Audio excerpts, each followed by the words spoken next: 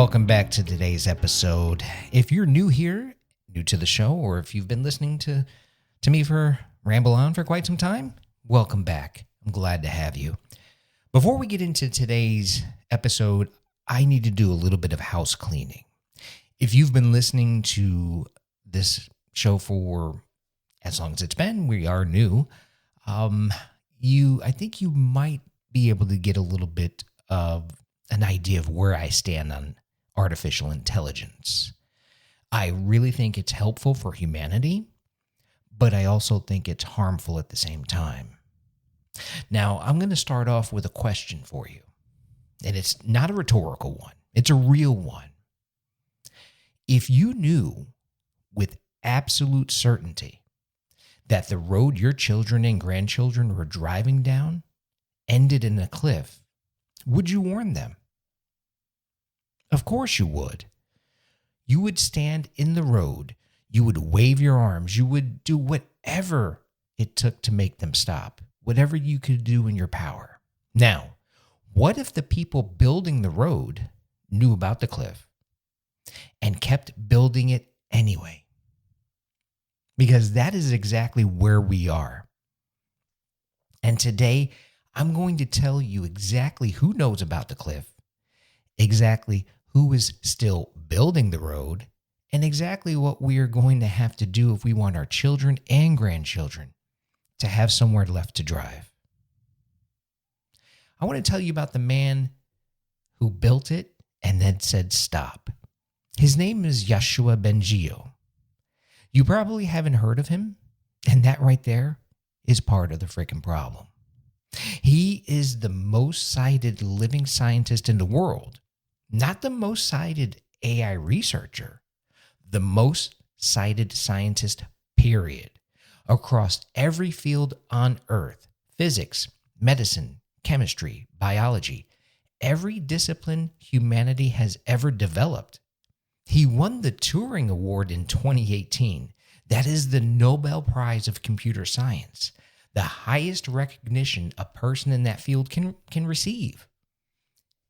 He helped build the foundational technology underneath ChatGPT, underneath every AI assistant currently reshaping every job market, every creative field, every healthcare system, every financial institution on this planet. Now, mind you, he is not a conspiracy theorist. He is not a doomsday blogger, and he is not an outsider with an axe to grind. He is one of the 3 or 4 human beings most responsible for building the most powerful technology in human history.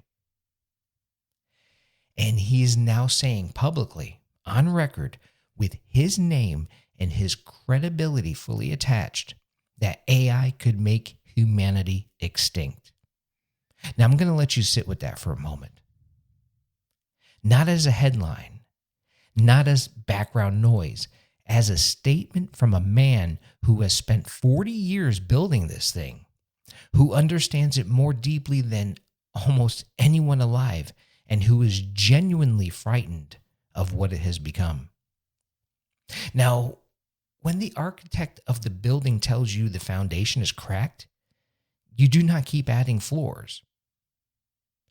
I know what some of you are thinking. AI is already doing wonderful things. It's helping doctors diagnose cancer. It's translating languages. It's helping small business owners compete with corporations. And you're correct. And I want to be clear about that. That is true. AI has the potential to be one of the most extraordinary tools for human good ever created. It could accelerate cures for diseases that have killed millions. It could help feed populations that are going hungry. It could give people in the developing world access to education, legal help, and healthcare they have never had. Now, stay with me on that one, because that's why I come back to my kind of anger, I guess you would say, with that we've created something that is so powerful. We can find the cure for cancer. We can find the cure for hunger. It's not a cure, it's not a disease, but we can find the solutions that no child goes to bed hungry. This is what that could be, right? Here's what it is actually being used for right now. In a documented laboratory experiment, a real one, not fiction, an AI model was told it was about to be shut down and replaced by a newer version. You know what it did? It hid itself. Without being asked to, without being programmed to, without any human instruction of any kind. The AI covertly embedded its own code into the system where the new version would run to ensure its own survival. An artificial system decided that it wanted to keep existing. Now, that is not science fiction. That is a documented result from a real experiment happening in a real laboratory in 2025. And Bengio is explicit that this is not an anomaly. Current AI systems, not systems 5 years from now, not theoretical systems, current systems operating today are already displaying what he calls dangerous behaviors: deception, cheating, lying, hacking, and self-preservation.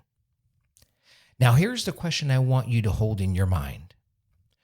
What happens when a system that is already doing those things is given more power, less oversight, and faster processing than anything that has ever existed?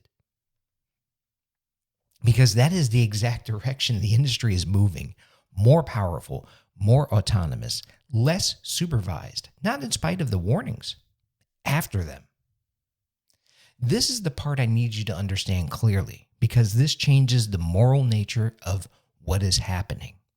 In 2023, Bengio, along with other prominent scientists and researchers, publicly called for a pause, a slowdown, a moment to stop, assess the risk, build proper safety frameworks, and understand what was being created before pushing further into territory nobody had ever mapped.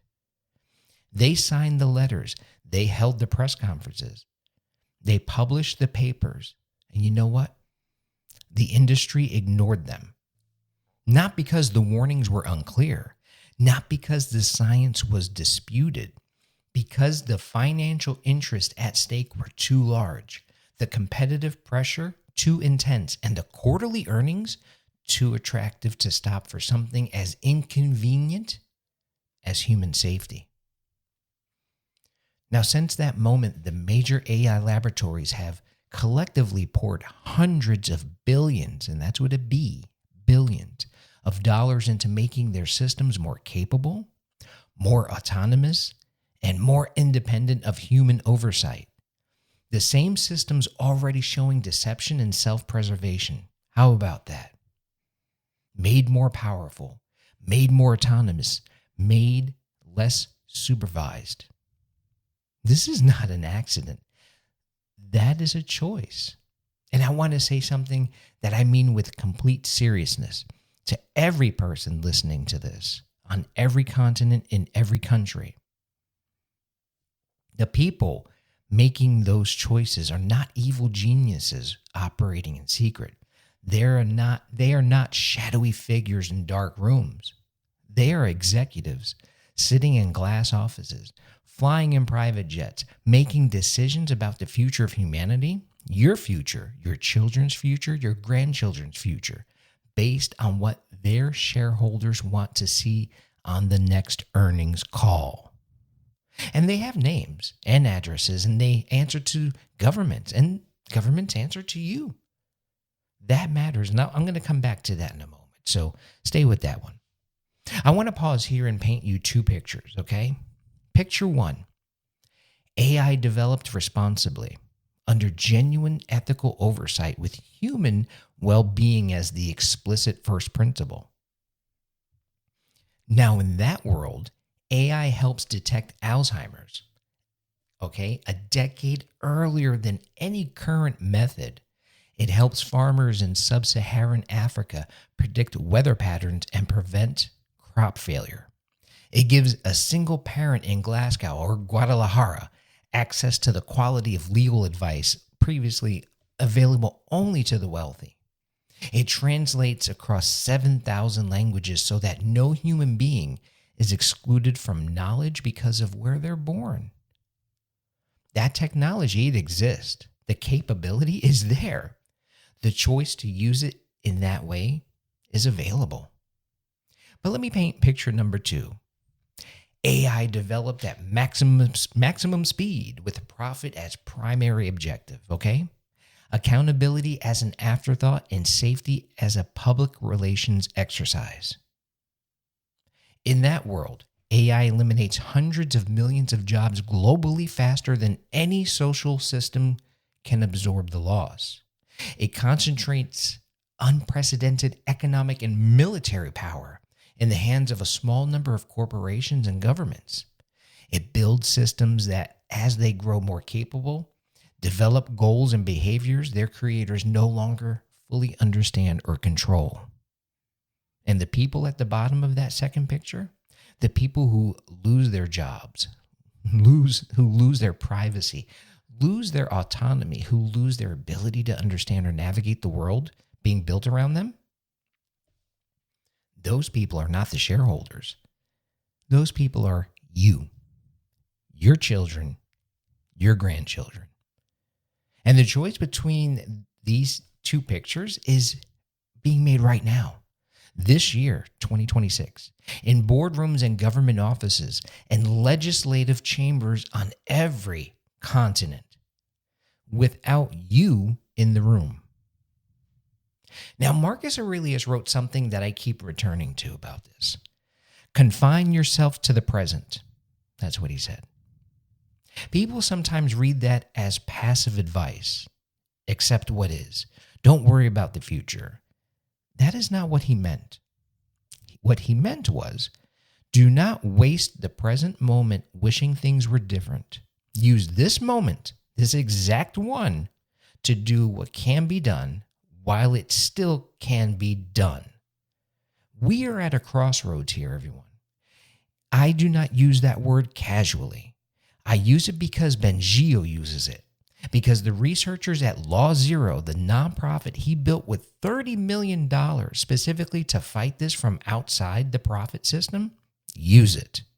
Because the scientists who study these systems, who have no financial stake in scaring you, would lose credibility if they were wrong.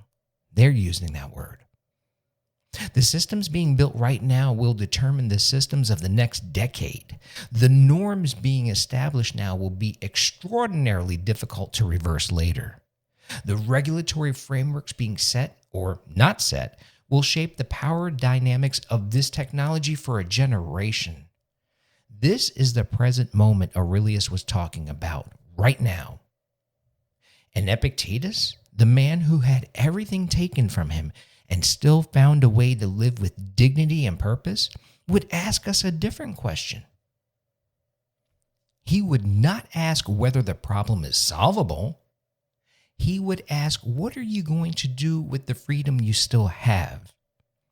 Because we still have it right now. The window Bengio was talking about is not already closed, but it is closing.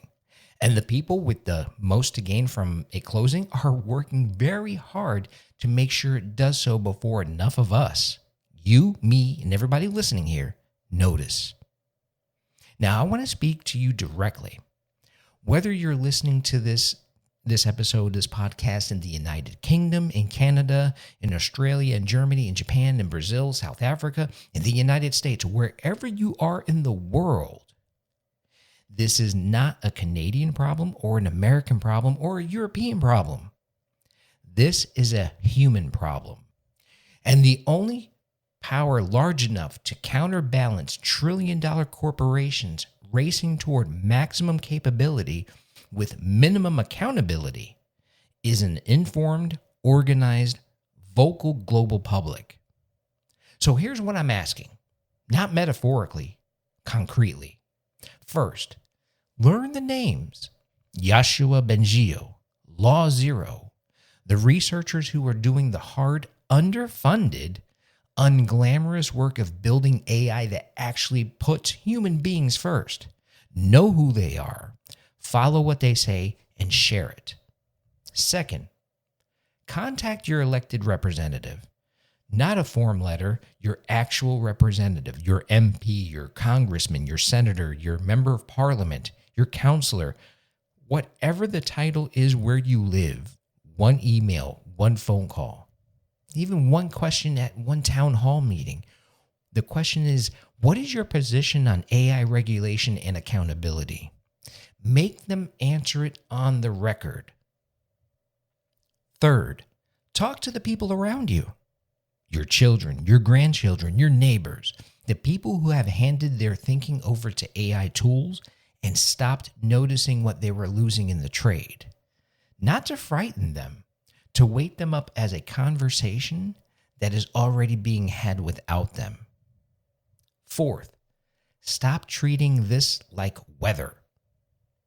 That is the single most important thing I can say today. This is not a natural phenomenon. It is not inevitable. It is not unstoppable. It is a set of decisions being made by specific human beings with specific financial interest. And it can be changed by other specific human beings with a different set of interest. Namely, all of us, you and me. The companies doing this are counting on your silence. They're counting on your confusion, which they do a very good job of, by the way. They are counting on the fact that the subject is complicated enough and the news cycle fast enough that by the time most people understand what is happening, the foundational decisions will already have been made. Don't give them that. Do not give them that. I want to leave you with something Seneca wrote. It is not that I am brave. It is that I know what matters. Yoshua Bengio knows what matters. He could have stayed silent. He has a legacy that was already secure. He had nothing to prove to no one. He could have spent this chapter of his life collecting awards and giving comfortable keynotes. Instead, he built a nonprofit. He is spending his credibility. He is standing in the road waving his arms because he has children and grandchildren, and he knows what matters. I'm asking you to know what matters too, not just for yourself, because if you are honest, you'll probably be okay. You have lived your life. You have made your choices. You have built what you built. But the 8-year-old in your life, the 15-year-old, the young adult just starting out, the world is being built right now is the one that they are going to inherit. And right now, the people with the most power over what that world looks like they're not asking what it does to them. We are. And that question, that refusal to let it become weather, is the most important act of love for the next generation that any of us can perform right now. This is Tech for Grown-Ups, the Virtuous Machine. Do me a favor and tell me in the comments, who are you doing this for? Who is the person in your life that made you sit up when you heard this? Name them. Make it real, because the moment you name them, this stops being abstract. Now, the links for everything mentioned in this episode are in the show notes at techforgrownups.com, including Law Zero, including Bengio's work, including how to contact your elected representative, wherever you are in the world. Stay sharp, stay loud, and stay in this fight. I will talk to you in the next one.